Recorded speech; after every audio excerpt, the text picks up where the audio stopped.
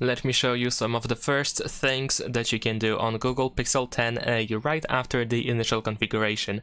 So if you are not sure what to do next once you are done with the initial configuration, if you think there are some things that you should definitely do before you move on, then let me just quickly show you. So, first of all, we can finish setting up our device. So usually after the initial configuration, you can go to notifications and you can find this message, finish setting up your device.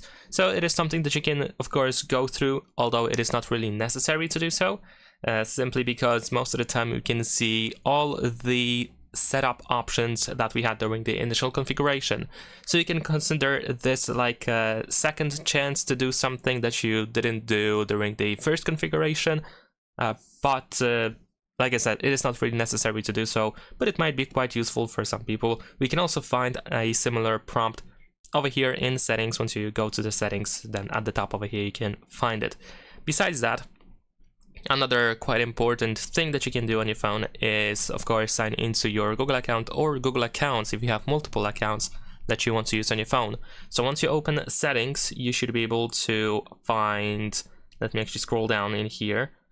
Let me try to find it. I'm not sure where it was. There we go. This is what I was looking for. Passwords, passkeys, and accounts. There's also a chance that you will find it under a different name. I think there is like an update or something that relocates the account section. It might be in backup or something. But usually it is over here right after the initial configuration, and then we can tap on add account in order to, of course, choose Google, so you can sign into your Google account or accounts. And it is recommended to use a Google account because this allows you to access the Play Store, which is the main way to get apps on your phone. So, and that is why you might want to do so. And besides that, the password is, of course, also an important thing, something that you should do on your phone. So if we go to security and privacy in settings, then you should be able to find the device unlock option. Now over here in device unlock, we can go to the screen lock, and then you can choose the password type that you want to use, like pattern, pin code, or password. So in my case, I'm going to actually set up a password. I'm going to set up a simple pattern. We just have to enter our password twice in order to confirm that we want to do that we want to set up the password. We have some lock screen notification settings that you can go through. In my case, I'm just going to tap on and done. Besides that, if you want to, you can set up biometrics as well, like the fingerprint and face recognition. And while we are over here, it is also recommended to go to the theft protection, because in here we have some quite useful settings that are worth enabling or setting up, like the identity check over here, the theft detection lock, offline device lock, remote lock, and the find hub or find my device. All of these features are quite good and quite important in case, for example, your phone is lost or stolen. So in that case, you have the option to, you have the chance to recover your phone, to find it or get it back somehow.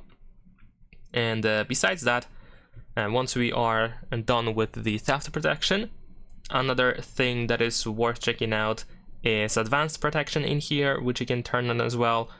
So this helps you defend against online attacks, harmful apps, and secure connections, and other threats that put your data at risk.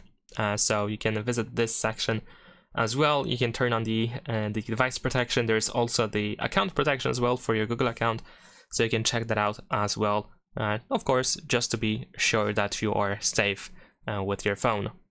Next up, once we go back to the main page of settings, you should also be able to find the system option, and then in system we have software updates. Of course, you want to make sure that your system is always up to date, and just make sure that you are running the latest version for security reasons, of course, most likely, and most importantly for security reasons. And while the update might be downloading and being installed, you can in the meantime do some other stuff as well. In the software updates, you can also check Google Play System Update as well, just to make sure that this is up to date too. There we go, we can download and install that. And also we have app updates in the Google Play Store app. So if we go over here, we should be able to find all of these apps that might need an update. And of course, this is something that is most likely something that you most likely need to do right after getting your phone, because most of these apps are going to be out of date. So you want to update everything in here. And usually you can find the update all button in here, or you can update specific apps one by one just by tapping on this over here. There we go. So make sure to do that. And in case you have some issues with the setup being paused or something, even though you have Wi-Fi, and then you can usually tap on use data. And even if you don't have the mobile data, then the phone will use the Wi-Fi. I'm not sure why is that, something about the unmetered Wi-Fi or something like that. So this is something that you can of course do. There might be also some apps that are trying to be installed for you as well. You can also tap on update all in here in order to just, you know, make it being updated in the background. Now, besides that, what is also quite important is of course the navigation mode. So if we go to system over here, we can find the navigation mode where you can switch between the gesture navigation and the 3-button navigation. So if you prefer to use buttons instead of gestures, then you can switch that over here.